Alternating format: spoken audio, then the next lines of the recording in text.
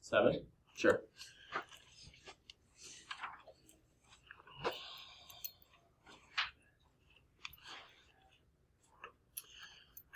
So if I take a look at 7, what was the first thing that you did? I combined the x's, or like, so I got x to the first time. Okay, that's fine. I was confused with the z's. Okay, so you left y to the 6, z to the -2, z to the -5, and then you just put x right there. Okay, that's fine. So what I would say is I would deal with those z's right away. I would deal with the negatives first. It doesn't matter though. I just like to have all positive exponents. So this is fine. But at this point, then we have to deal with them, and so I flip them. And so you only flip the z though. And so y is going to stay there. X stays there. And then the z's, they both flip, and so I get z to the +5 up top and z to the +2 on the bottom. And so after we've done that, how many total z's am I going to have? 3 on top.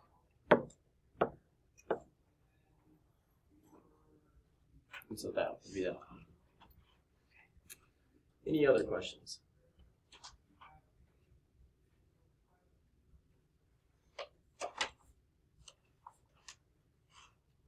Go ahead and transition to your note packets then.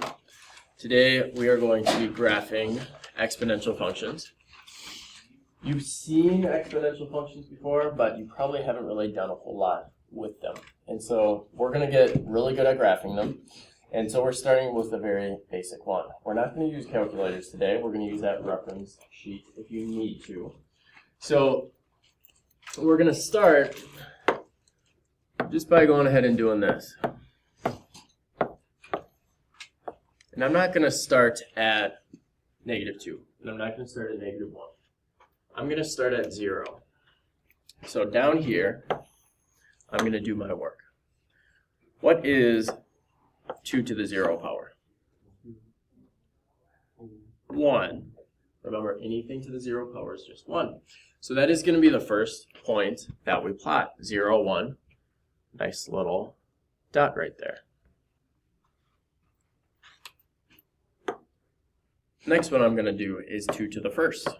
2 to the 1st is just 2. So we can kind of see a pattern developing here. So I got 1, 2. When we are graphing these functions, we are looking for 3 points.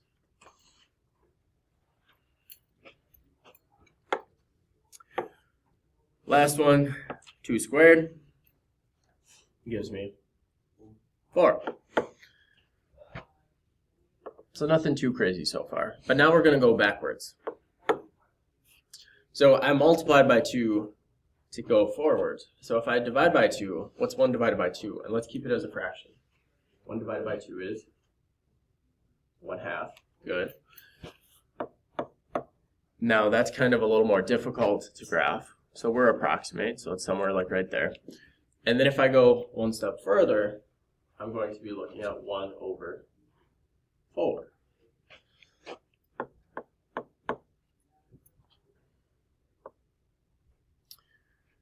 And we're going to do one more. We're going to do 3.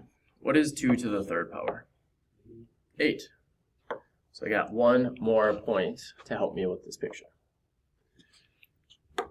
So I have a bunch of dots there. I'm not going to draw the curve yet. I'm simply going to think about, what is this getting really close to? 0. Does it actually ever become 0? No, because it's just going to be a fraction that gets bigger and bigger and bigger and bigger. And so when I say that, I mean the denominator of that fraction is going to get really big. So we have a really big number here. It is getting super dang close to 0, but it is going to be a little bit above 0. And so that's where this comes in, an asymptote. And so an asymptote is just a line that the function gets super close to, but it never touches. So we want to graph this right off the bat. And so in this case, we're getting super close to 0. We never get there. This is going to be y equals 0. Y equals 0 is that horizontal line. So to show that it's an asymptote, we go ahead and we do a dashed line coming across here.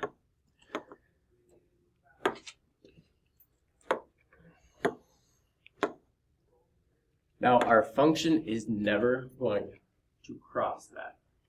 Okay? It truly never touches it. And so now I can draw this. I'm going to try to hit those dots and I curve up. And so I got an arrow going up and I got an arrow going to the left. What intercepts do I have? It's my y-intercept. 0, 1. Thank you.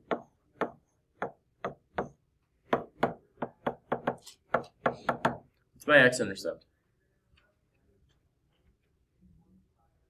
What is it? Nothing. There's none. There is none. So this is pretty common not to have an x-intercept. It doesn't always happen because we can manipulate this graph. We can pull it up, push it down, things like that. But this is what we're looking at. Questions on this first one? We're going to kind of explore these as we continue on, see what happens with each of the following graphs.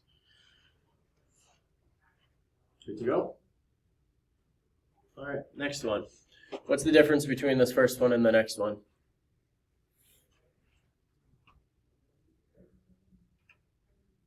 There's a multiplier on it. Now, be careful with multiplier, but that's good. We're multiplying it by 3.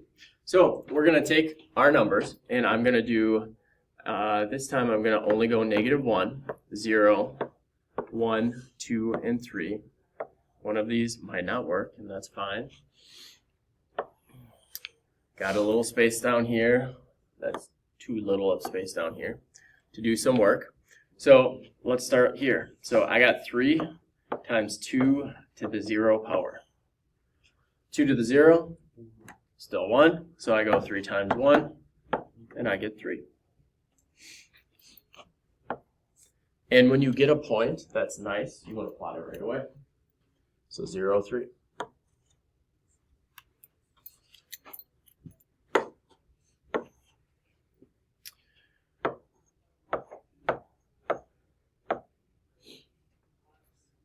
What's that? 6. Yeah, I get 2 to the first, which is 2. 2 times 3 is 6.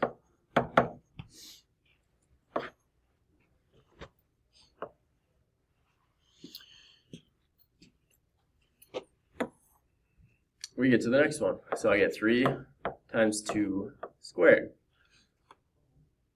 So what?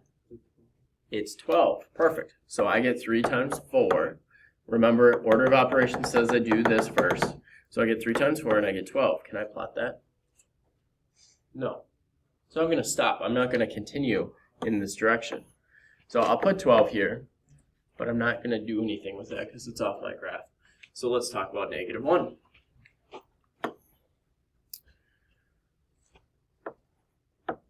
This is where your exponent properties can be helpful. When I see the negative, that -1 is telling me that it's in the wrong spot. So it has to flip down to my denominator.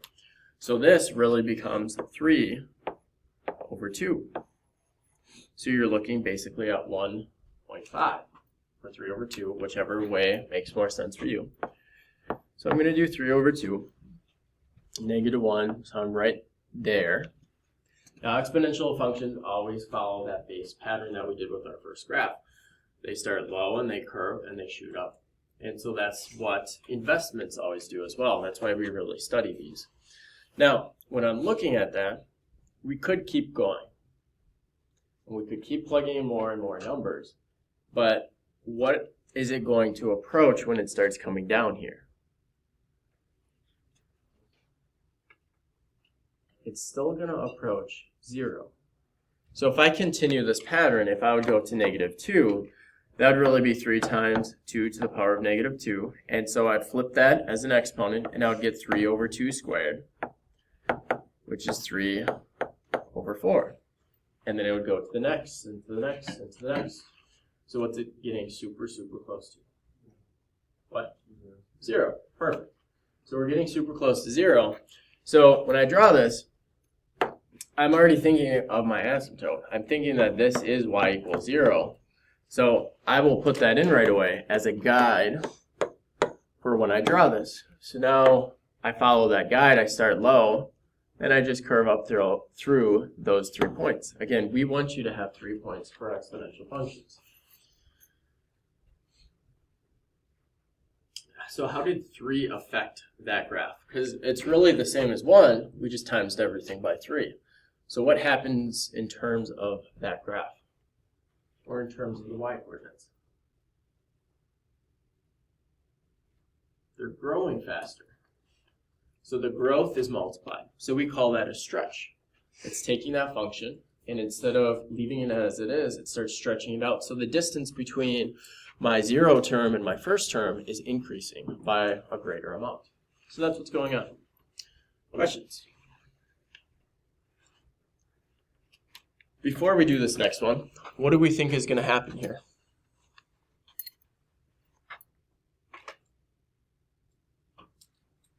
You're right, Kaden. It's doing that. So we've had 2 functions that were exponential growth. Now we're going to look at exponential decay. For exponential functions, we don't deal with the negative to give us that decay. We deal with a fraction. And so we're start doing some points. And you'll notice you might want to actually look at your first table. There's something going on. So I'm going to do -2, -1, 0, 1, and 2.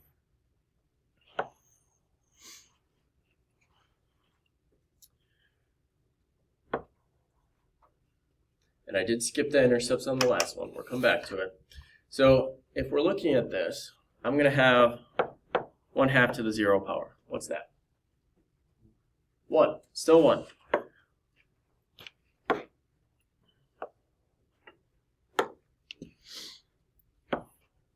I go to the next one. I'm going to have 1/2 to the first power. What's that?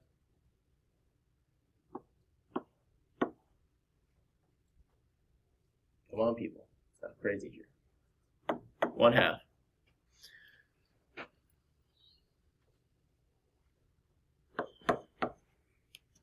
How do you think this table is going to compare to the first problem that we did?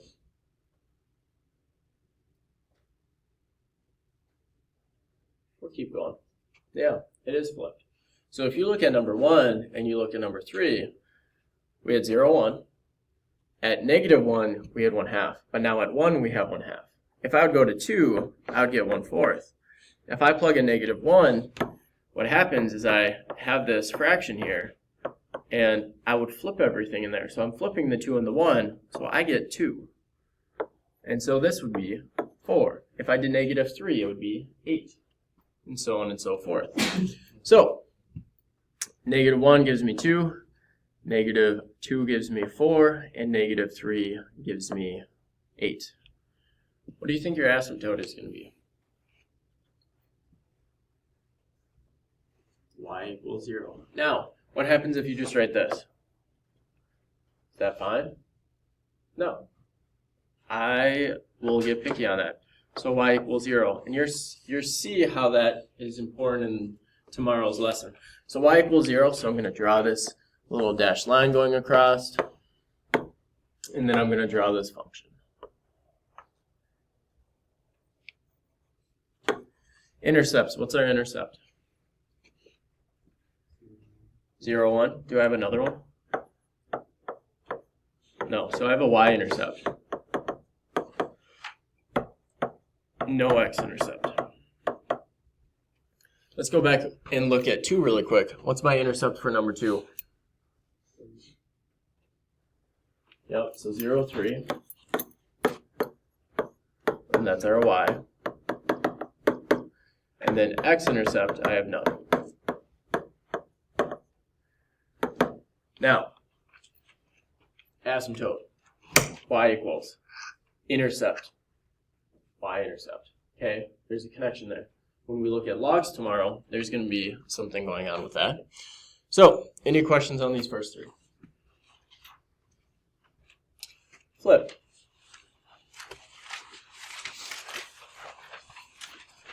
What's that 8 going to do? What? It's going to, careful with that. It's going to do what? It's going to stretch it. Okay? So it's going to stretch that out. What is our asymptote going to be? y equals 0. It's still y equals 0. We haven't found anything to change that, so I'll put that there right away. Y equals 0. Here, I'm going to give you some points. We're going to choose, we're going to go 0, 1, 2, 3. You calculate those points. So remember to plug in the exponent, do the exponent first, and then calculate by multiplying by 8 and see what you get.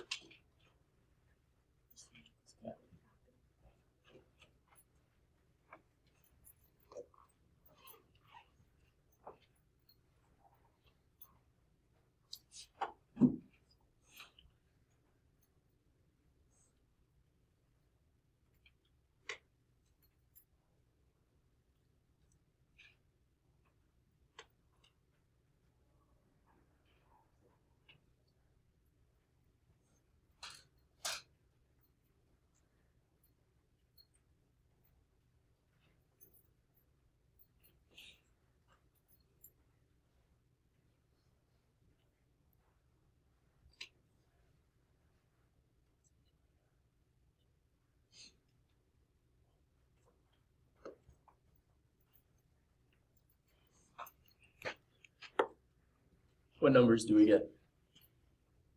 That's our first number. 8. Or I should say our 0. So 0, 8.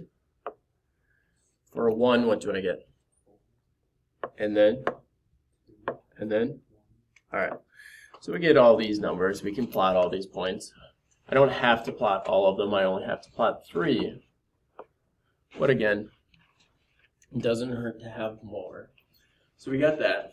We have our asymptote already, which is at 0.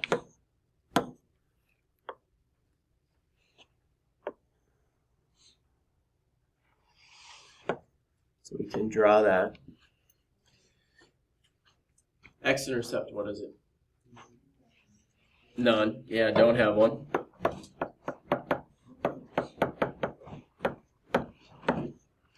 And our y-intercept is 0, 8. Questions?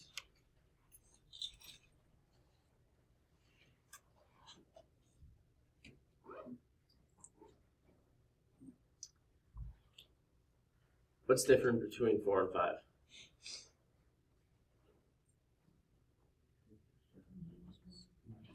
There's just -1. For the order of operations, let's make our lives easy here. Order of operations, do I do this -1 first, last, or in the middle? It would be last. So folks, if we take these numbers here, if we take 0, 1, 2, 3, if we keep them the same as above, we can actually just take the 8, 4, 2, and 1 and subtract 1 away from it. Because if we did our calculation, we would get the exact same thing, but we'd just have 1 less. So let's see what happens. I would have 7, I would have 3, I'd have 2, I would have a 1, and then I would have a 0. Ooh. So what is this -1 doing? It's a shift. It helps you find your asymptote, but it's a shift. So it takes your graph, your curve, and it just pulls everything down. Alright? That thing's still going to infinity. It's just going to take a little bit longer to get there now. Not a whole lot. So what do you think your asymptote is? It's going to be y equals -1. That number has shown up in every problem. We just haven't seen it.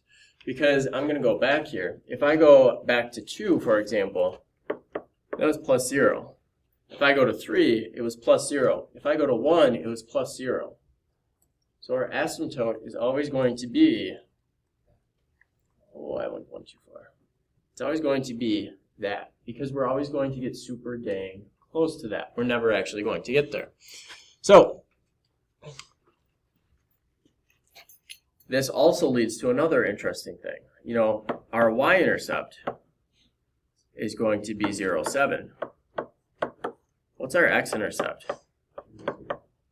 Yeah, 3, 0.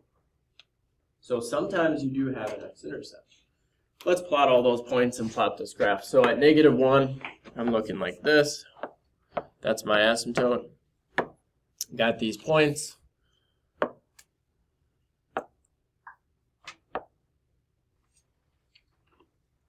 Whoa, whoa, whoa.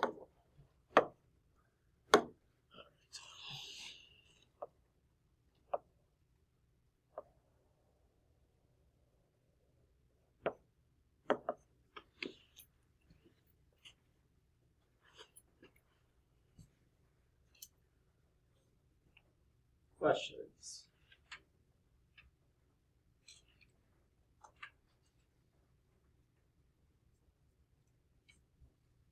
Okay, let's generalize a little bit. So I'm going to slide down to the very last one, number 6. And so I just got a few things listed there, but we can also write some of our own things. So, not to be...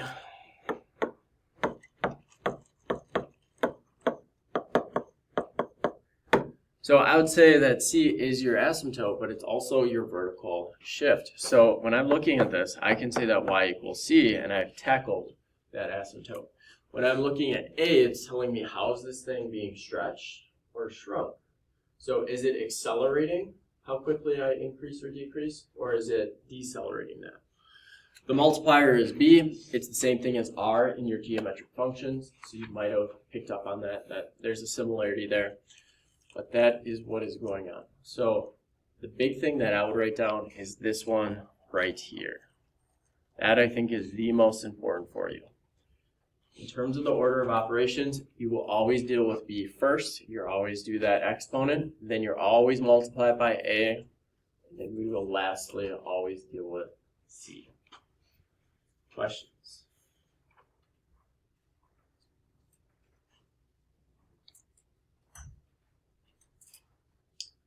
I believe you have 5 graphs for your homework. So your goal should be to walk out of here with no homework.